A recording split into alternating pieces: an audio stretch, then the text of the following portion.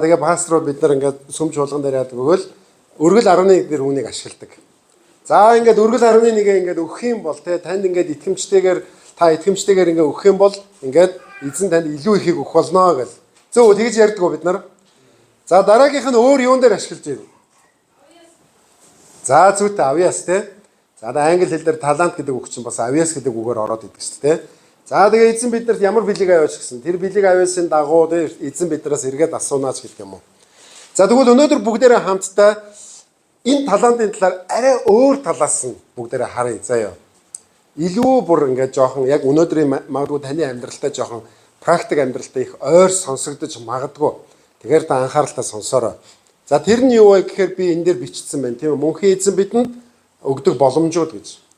За ертөнцийн эзэн биднэрт тэр энэ талант өгж байгаа зүйлээр бүгдээрээ өнөөдөр юуг төсөөлөх вэ гэвэл ертөнцийн эзэн биднэрт маш олон боломжуудыг олгодог. Бидний амьдралын маш олон салбарууд дээр, бидний амьдралын маш олон хэсгүүд дээр ертөнцийн эзэн биднэрт яадаг бол боломжуудыг олгодог. Хүн болгонд ертөнцийн эзэн хүн болгонд боломж олгодог. Хүн болгонд олгогдсон боломж хүн болгоны өөрийнх нь авьяас, бэлэг, чадвар тэгээд тухайн хүний одоо потенциалтай холбоотой байдаг гэсэн үг. За тэгээд энэ боломж гэхээр юу гэж бид нар ойлгож болох вэ? Амьдралынхаа бүх салбар дээр та бодоорой. Хамгийн наазах нь гэр бүл дээр бодоорой. За гэр бүлтэй хүмүүс нь гараа өргөж. За ихэнх нь байна тийм үү? ертөнцийн эзэн танд нөхөр өгжээ. Гэрэлжээ та. Танд эхнэр өгжээ. Та эхнэртэй болсон байна. Тэгвэл үүнийг би өнөөдөр танд юу гэж хэлэх гээд байна гэхээр эзэн танд талант өгсөн байна. Боломж өгсөн байна. ертөнцийн эзэн танд хүүхэд өгсөн байна. За магадгүй таны хүүхэд асуудал тариад таныг жоохон сандраад байдаг гэж магадгүй. Гэхдээ хамаагүй. Яг бол бас яг талант гэдэг юм чинь бас нэг тийм сайн зүйл бас биш. Хамгийн сүүлийн тэр зарцтай тэр нэг талантыг аваад үнэхээр бүтэн жил салгалж ирсэн. Түүний хувьд толгойн өвчин байсан. Тийм учраас авиж булчаад буцаагаад эзэндээ өгсөн. А нөгөө хоёр зарцын хувьд бол талант бол юу байсан? Боломж байсан. Боломж байсан учраас тэр боломжийг илүү нугалж, илүү сайжруулж чадсан байна. Тэгэхээр эндээс бид нар юуг харж болох вэ?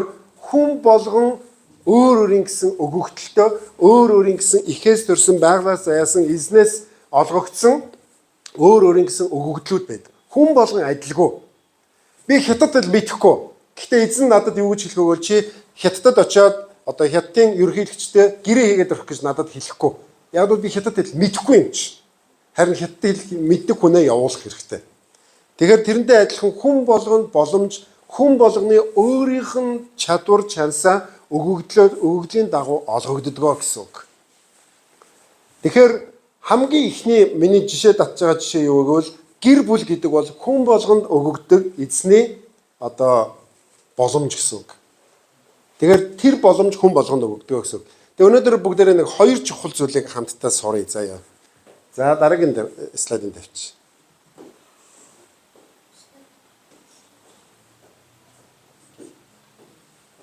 Байна. Би дараа залгая гэлж. За. Тэгэхээр эндээс бид нар юуг харж болох вэ? ертөнцийн эзэн биднэрт боломж олгодог. За тэгээд тэр боломжийг би хэрхэн ашигласан бэ гэдэг асуулт гарч ирнэ. Хэрвээ сургаалт өгсөн 22-29-ыг харах юм бол аливаа юмд чадварлаг хүнийг чи харсан уу? Тийм хүн хааны ордонд өргөдөн ажилдаг. Тийм хүн нэр хүндгүй хүний төлөө зүтгэхгүй гэж. Тэгэхээр энэ ишлээс ингээд харах юм бол ертөнцийн эзэн хэн нэгэн хүнд авьяас чадварыг өгсөн бол хүнд эзэн ямар нэгэн байдлаар одоо тэр одоо чадварыг өгөгдсөн бол яг тэр хүнийг яг тэрнгээр л ертөнцийн эзэн ашигладаг. ертөнцийн эзэн танд ямар боломж олгосон байна, өгсөн байна, тэр боломжийн дагуу ертөнцийн эзэн биднээс тийм зүйлийг шаарддаг гэсэн. Тэгээ би сая гэр бүлийн тухай ярьсан тийм. Тэгээ олон тохиолдолд бид нар заримдаа ингэ гомдолдог тийм үү. Анх бит хоёр ингээд би их нэртэйгээ гэрэлсэн. Анх бит хоёр бол айгүй гой хосууд байсан. Тэгээд одоо явандаа ингээд ихнэр маань ууртай болоод, уцаартай болоод, олон хүүхэд гаргаад, жинэн нэмэгдээл, өөрчлөгдөөл. Тэгэл миний ихнэртэй хандах хандлага өөрчлөгдөөл. Бит хоёр таарч тохирхоо болоод тэгэл эцэст нь яасан? ер нь ингээд цаашаа амьдрал утга учиргүй болсон гэдэг ч юм уу. Иймэрхүү зүйлсүүд түгээмэл байдаг. Тэгээд ямар нэгэн байдлаар, ямар нэгэн шалтгаанаар энэ нь тэднийг юунд авчдаг бол магадгүй бүр гэр бүл салахад хүргэдэг. Магадгүй бүр гэр бүлийн хүчирхийлэлд хүргэдэг.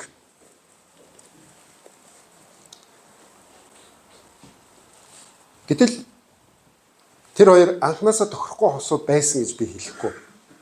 Анханасаа буруу хүмүүс тэр хүмүүс суучжээ гэсэн үг биш. Тэр юу гэсэн үгээр тэр хүмүүс өөрсдөө сонголтоо хийсэн байж болно. Гэхдээ ертөнцийн тэр хүмүүс тэр боломжийг олгосноор тэр хүмүүс тэр боломжийн дагуу ертөнцийн тэр хүмүүс өгөгдсөн тэр боломжийн дагуу яг тэр одоо өгөгдсөн талантын дагуу тэр хүмүүс амьдарч байна уу. Тэгэхээр би юу гэж хэлэх гээд байна вэ гэхээр ертөнцийн бид нар тэр боломжийг олгосон бол яг тэр өгөгдсөн боломжийн дагуу ертөнцийн биднээс тийм хариуг нэгтэг гэсэн үг. Тэгээ бүгдээрээ нөгөө гурван одоо зарцыг аваад үзье тийм үү. Эхний зарц яасан? 5-ыг аваад 10 болгосон. Дараагийнх нь хэдийг авлаа? 2-ыг аваад 4 болгосон. Дараагийнх нь 1-ийг авсан тийм үү. Бид нар хаан төрхөө шийддэггүй. Аль төрхөө, аль улсад төрхөө бид нар шийдээгүй. Би эрэгтэй хүүхэд болж төрхөө, эмэгтэй хүүхэд болж төрхөө гэдгээ би бас шийдээгүй. Энэ бол цаанаас өгөгдсөн өгөгдөл. Тэгэхээр тэр өгөгдлийг бид нар өөрчлөх боломжгүй. За мэдээж хүмүүс хүүсээ сольдог, иргэншлээ сольдог, амьдарж байгаа газар орноо сольдог.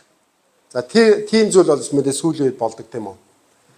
Гэхдээ яг тэр одоо байглаасаа буюу ертөнцийн өгсөн өгөгдлийн дагуу ертөнцийн биднэрт ямар бэлэг авяас, ямар чадвар өгсөн байна хамаагүй. Гэхдээ тэр өгөгдсөн бэлэг авяас тэр чадварын дараа ертөнцийн эргүүлээд тэр талантын дагуу тэр өгсөн боломжийн дагуу эргүүлээд биднээс асуулт асуудаг. Би чамд ямар боломж? Тэгэхээр ертөнцийн нэг л чухал асуултыг асууна. Тэр нь юу гэвэл миний чамд өгсөн тэр боломжийг чи яаж ашигласан бэ гэж асуухгүй шүү. Яаж гэж асуухгүй. Яаж гэх юм бол энэ маш толгой иргсэн хариулт болно. Яаж ашигласгүй яаж гэж байхдаа анх битээр гэрлэхэд аягүй гоё байсан. Тэгээд таны өгсөн нэмэгтэй чи ингээд олон хөлт гаргаад харгалаад эсвэл одоо ингээд аягүй уур ааштай болоод яаж гэх юм бол яг ингэж хариулна бид нар. Харин ертөнцийн яаж гэж асуухгүй. Юу гэж асуух вэ гэж чи тултал нь ашиглаж чадсан уу? Та тултал гэж хэлдэг. Тултал. Яагаад би тултал гэж хэлж гэнэ вэ гэхээр эхний зарц 10-ыг биш 5-ыг 10 болгосон тийм үү? Яасан гэсэн үг вэ? Тултал нь ашигласан. Яг 10-ыг 20 болгож болох юм. Гэхдээ хамгийн ихний одоо математикийн үржүүлэхийн хэлбэр болохоор юу вэ гэхээр нэгийг нэг дахин үржүүлнэ гэдэг бол тэр бол маш төгс одоо үржүүлэг явагдаж байна гэсэн үг тийм үү? Тэгэхээр ертөнцийн эзэн биднээс тэгж л асуудаг. Чи тултал нь эхнэрийг хайрлсан юм уу? Би чамд боломж олгосон, би чамд боломж олгоод энэ нөхрийг өгсөн, энэ эхнэрийг өгсөн, энэ хүүхдийг өгсөн, ийм ажил өгсөн, ийм мэрэгжил өгсөн, ийм чадвар өгсөн. Гэхдээ чи тултал нь хэрэгэлсэн юм уу? Тултал нь чи үнийг ашигласан юм уу? Хоёр дахь зарц хэдэн талаанд авлаа? 2. 2-ыг хэд болгосон? 4. Яг гэвэл эхний зарц 5-ыг авсан. Тэр бол мундаг потенциалтай чадвартай хүн байхгүй юу? Хоёр дахь нь 2-ыг авсан. Тэр хүн бол эхний хүнийг арай гүйцэхгүй. Гэхдээ л өөрийнхөө хэмжээнд өөртөө оногдсон 2-ыг 4 болгосон буюу тултал нь ашиглаж чадсан гэсэн үг. Тэгэхээр би танд юу гэж хэлэх гээд байна гэхээр бидний эзэн Библиэлд гарч байгаа эзэн бол төгс төгөлдрийн эзэн. Төгс төгөлдөр. Есүс юу гэж хэлдэг вэ гэвэл те? Библи юу гэж хэлдэг вэ гэвэл эзэн ариун учраас та нар ариун бай. Эзэн төгс учраас та нар төгс бай гэж хэлдэг. Тэгэхээр яг өөрт өгөгдсөн тэр өгөгдлийн дагуу бид нарыг эзэн тултал нь ашигласаа гэж хүсдэг. Тэгэхээр яг тэгж тултал нь тэр өгөгдсөн боломжийг тултал нь ашиглаж чадж байгаа нөхцөл харин ертөнцийн эзэн биднэрт юу олгодог вэ гэвэл дараагийн боломжийг олгодог. Амьдрал бол тэр чигээрээ боломж. Тэр чигээрээ боломж. Гэхдээ боломж гэхээр та нэг мөнгө олох боломжны тухай битгий бодоорой заяа. Яг мөнгө олох бас байж болно. Тэ? Гэтэл амьдрал тэр чигээрээ боломж واخхой. Та гэрэлсэн, хүүхэдтэй болсон, хүүхдүүд чинь хүнтэй суугаад одоо дахиад хүүхэдтэй болно. Та хэл сурна, боловсрал эзэмшин, диплом авна, магистр сурна, доктор авна, нэг ажилд орно, магадгүй тэр ажлаас хөөгдөн, гарна, би өөрөө зөвхтөн. Эсвэл дараагийн ажилд орно. Байраа 2 өрөө байраа 3 өрөө байр болгоно, 20 бүрүүсээ 40 болох уу, эсвэл нэг жижигхэн жип болох уу гэд амьдрал тэр чигээрээ юугаар дүүрэн байдаг вэ? Боломжоор дүүрэн байдаг гэсэн үг. Гэхдээ ямар үед тэр боломж танд илүү нааштай үр өгөөжтэй байж чадах вэ гэвэл та тэр боломжийг тултал нь ашиглаж чадсан. Тэгээ би түрүү гэр бүлийн тухай ярьж ирсэн. Би олон гэр бүлүүдтэй уулздаг, олон гэр бүлүүдтэй зөвлөгөө өгдөг. Тэгээд Есүс итгэхэд 30 гаруй жил боллоо. За тэгээд пастор хийгээд 10 гаруй жил боллоо. За гэр бүлүүдтэй ажиллаад бас ингээд нэг юм хугацаа өнгөрлөө. Тэгээд энэ болгоныг ингээд эргүүлээд би ингээд жишээлбэл гэр бүлийн талаар ингээд дүгнээд цэгнээд үзсэн чинь эхнэр нь царайлаг сайхан эмэгтэй байна уу? Нөхөр нь гоё залуу байна уу? Эсвэл тэд нар мөнгөтэй хүмүүс байна уу? Мөнгөгүй хүмүүс байна уу? Өөртөө байна уу? Гэр бүл нь одоо үр хүүхэд нь хөгжлийн мэргэжилтэй ямар байх нь хамаагүй. Нэг зүйлийг би олж илрүүлсэн. Тэр нь юу гэхээр яг энэ сургаалт үлгэр дээр гардаг шиг за анх гэрлэхдээ бол сайхан одоо Холливуудын хосууд шиг төгс төгөлдөр хосууд байсан уу? Эсвэл асуудалтай байсан уу? Хамаагүй. Ямар ч гэсэн анх өгөгдсөн тэр өгөгдөл тэр зүйлийг хүлээж аваад за тэгээд эхний гэрлээд эхний нэг 2 3 жил бол бал сарын үе байдаг тийм үү. Ерөөсө хайртай хүнтэйгээ хоёулахна байхад овоохооч гэсэн жаргалын орон гэдэг яг тэр бал сарын үеэр явдаг. За тэгээд дараа нь 3 дахь 4 дахь 5 дахь жилээс зөрчлийн үе эхэлдэг. За тэгээд тэр зөрчлийг давж чадсны дараа жинхэнэ одоо үр жимстэй одоо амьдралын сайхан үе эхэлдэг. За нэг юм амьдралын нэг юм давтамж байдаг тийм үү. За яг хөө альж давтамж дээр явж илээ гэсэн тодорхой хэмжээгээр тэр бал сарын үеэ гоё өнгөрүүлээд зөрчлийн үеэ гоё өнгөрүүлээд тэр болгоныг ингээд давж гараад тий. Тэгээд яг тэр нөгөө талант авсан хүмүүс шиг надад өгөгдсөн боломж.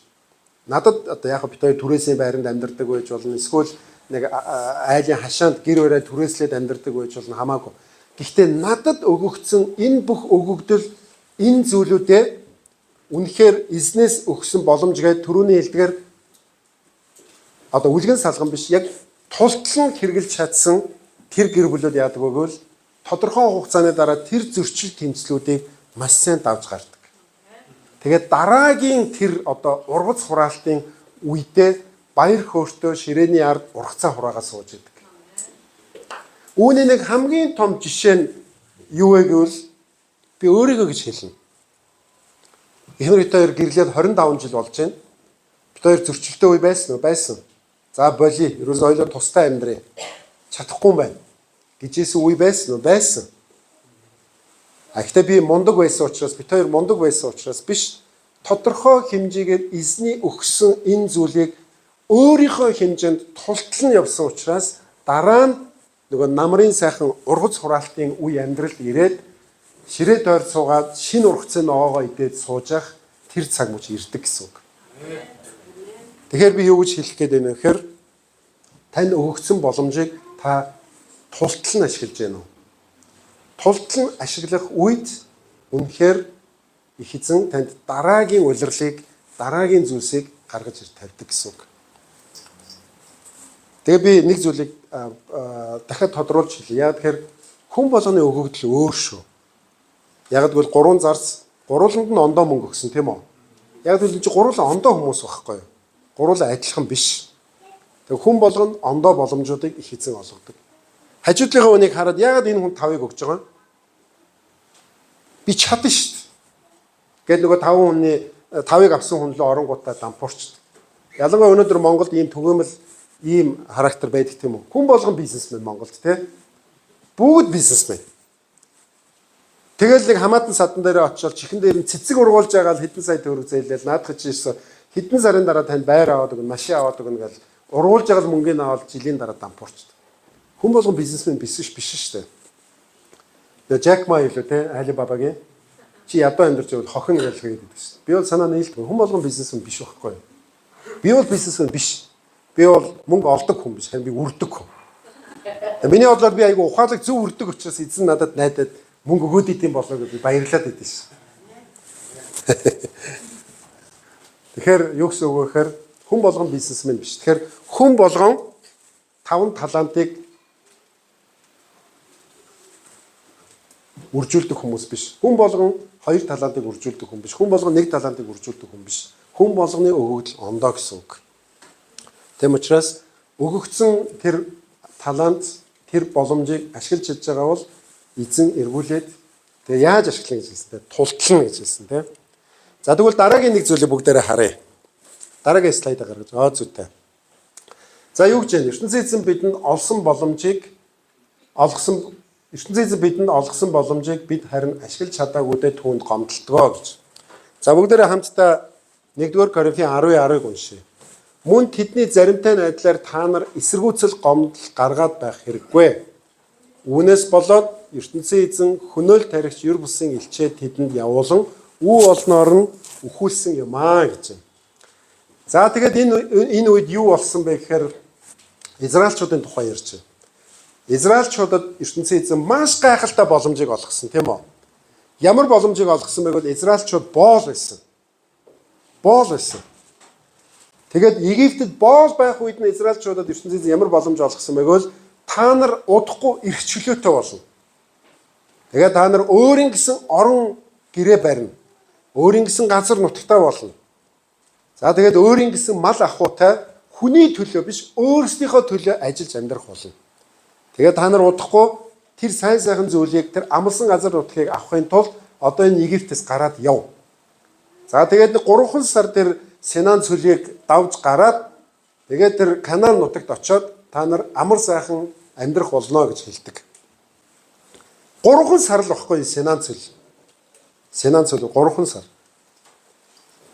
За гэтэл нөгөө хэд маань болохоор тэр 3 сар өнгөрөх ёстой тэр Синан цөлийг хэдэн жил тууллаа? 40 жил туулж өнгөрүүлсэн тийм үү? За тэгээд 40 жил туулж өнгөрүүлж байхдаа тэд нар хоорондоо юу гэж бутанж ирсэн бэ гэвэл хоорондоо гомдолж ирсэн. Тийм ч юм хэцүү байна, ийм ч юм хэцүү байна. Нэлхнаатай айлын хүүхдүүд шиг те би шаймаар байна. Би өлсөөд байна, би дараад байна гэдэг шиг. За тэгээд Израильчууд яасан бэ гэвэл маш ихээр гомдлсон. За тэгээд гомдлсон учраас тэд нар нөгөө нэг амлсан газар нутг руу орох эрхээ алдсан. Нэгсэндээ энэ дээр юу гэж хэлсэн? Хөнөөл тарихч Юрбсын элч тэдэнд лөө явуулж үү олноороо тэд нар үхсэн. Нөгөө нэг амлсан гой газар нутаг буюу нөгөө одоо тэр боломжийг тэд нар алдсан гэсэн үг.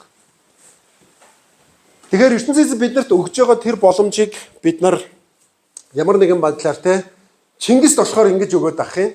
Надад болохоор ингэж өгөхгүй байна. А эсвэл одоо те би ийм заяагүй амьтан учраас л би ингэж амьдарч байгаа юм байна. А эсвэл би ийм хүн учраас л ингэж явж байгаа юм байна. Гэдэг ч юм уу те ямар нэгэн байдлаар ялангуяа өнөөдрийн бидний амьдралтай харьцуулахад хамгийн сайн харьцуулт бол магадгүй юу байж болох юм. Бид нар өөрсдийгөө бусдад харьцуулах. Хажуудаа байгаа хүнтэй харьцуулаад.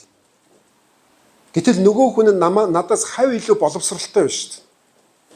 Нөгөө хүн маань надаас хав илүү олон хэлээр яриад байна шүү дээ. Нөгөө хүн маань надаас илүү эрүүл мэндэд анхаарад байна шүү дээ.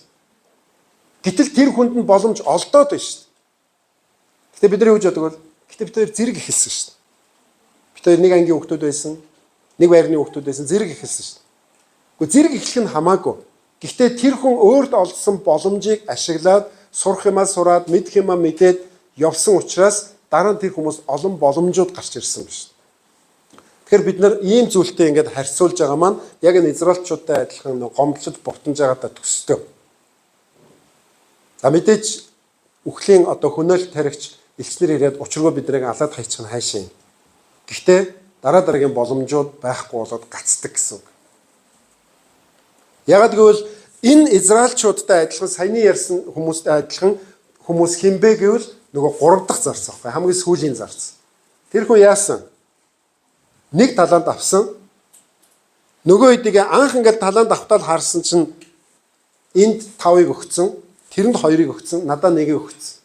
Анхнаасаа нэг тийм онгой байдаг үстэй. Хүн болгонд ингээд адилхан ингээд Ингээ бууз ингээд 3 бууз аяганд нь хийсэн чинь те. Энэ хүний бууз 3, миний бууз 3хан. Нэг тийм яриа байдаг шүү дээ. Уул адилхан л 3 бууз. Тэгээд нэг тийм гутран сэтгэлтэй хүн те. Тэгэхээр тэрнтэй адилхан нөгөө 3 дахь зарц маань анханасаа бүгдээрээ төсөөлөд аваад үзье. Анханасаа талантаа гараад тосоо талантаа авахтаа л нөгөө хэдийнхийг хараад Чингисийнх 5 хинийх болдоогийнх 3 2 минийх ганцхан. Яаж энэ ганцыг би үржүүлэх вэ? Үржүүлээд энэ муу ганц чинь хэд болох вэ? Муу 2 л болно шүү дээ. Гэтэл тэр хүнд өгөгдсөн чадвар, тэр хүнийг эзэн голсон гэсэн үг биш, доош нь хийсэн гэсэн үг биш. Яг тэгвэл хүн болгоны чадвар ондоо байхгүй юу? Хүн болгоны өгөгдөл ондоо байхгүй тий.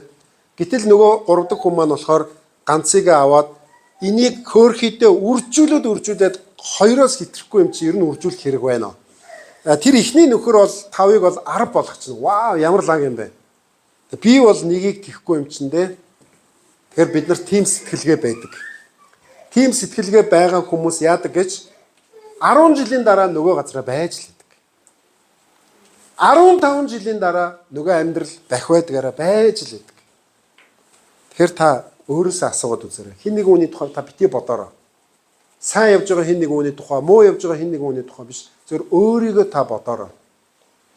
ертөнцийн эзэн надад ямар талант өгсөн байна? Тэр танд өгөгдсөн тэр таны мөн чанар, таны чадвар зориулагдаж л өгөгдсөн гэсэн үг.